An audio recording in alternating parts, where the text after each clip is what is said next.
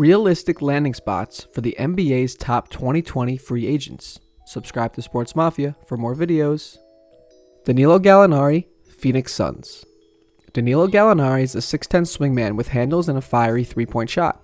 He'll have options in free agency, even as a 31-year-old with some injury issues in his past.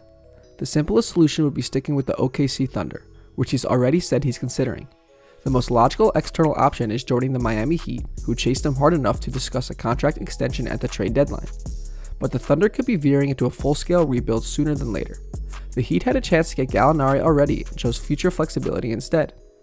This could be opportunities knocked for the Suns, who were linked to Gallinari in January. Phoenix appears in the market for a new four. Dario Saric was shopped at the deadline and isn't a part of the long-term plans. And Gallinari could have the same kind of lift that Ricky Rubio provided this season. The Suns need a spacer to keep the interior clear for DeAndre Ayton and a scoring threat potent enough to prevent opponents from overloading on Devin Booker.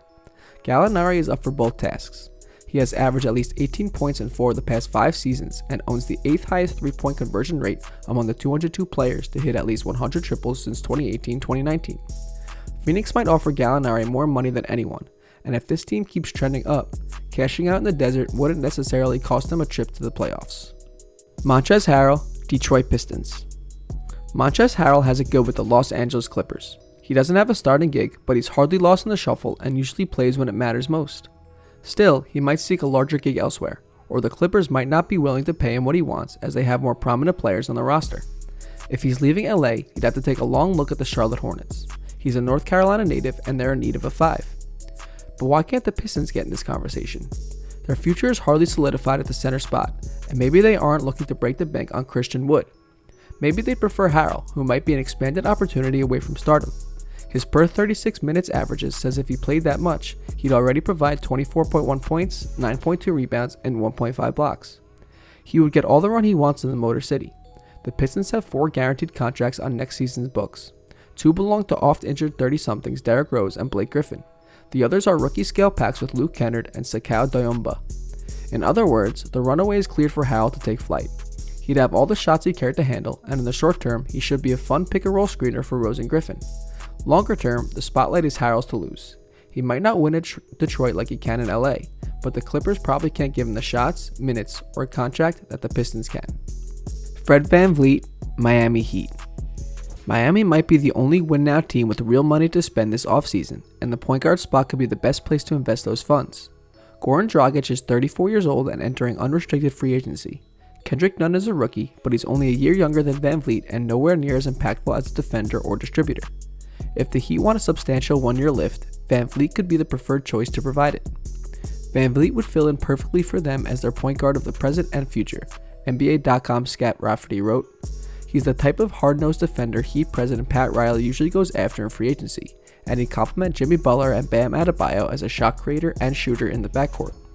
Put VanVleet on Miami's current roster and he'd rank first in assists and second in points. It's easy to see why the Heat would have interest. It's less easy to see the attraction from his side since Miami trails Toronto in the standings and can't offer as much as New York or Detroit. But there's a non-zero chance he's helping next season's Heat escape the Eastern Conference. Brandon Ingram, Charlotte Hornets. Brandon Ingram shouldn't have reason to look beyond the Big Easy in free agency. The New Orleans Pelicans need to be doing everything possible to put 20-year-old freshman phenom Zion Williamson into the best position for success, and the first order of business should be locking up his 22-year-old co-star. But what if Ingram isn't greeted with max money as soon as the market opens? He's never had numbers like these before, and in a market short on cap space, not everyone thinks he's guaranteed to get a max offer. I wonder if they will hardball Ingram and say, "Get an offer," one executive told ESPN's Tim Bendobes. Where's he getting it from? If Ingram was looking outside of New Orleans, the Charlotte Hornets should enter the conversation. They're hunting for the face of their post-Kemba Walker era, and they need a focal point for their 28th ranked offense.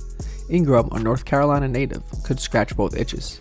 His star power would get Buzz City buzzing again, and his shot creation would immediately push him to the top of the offensive food chain.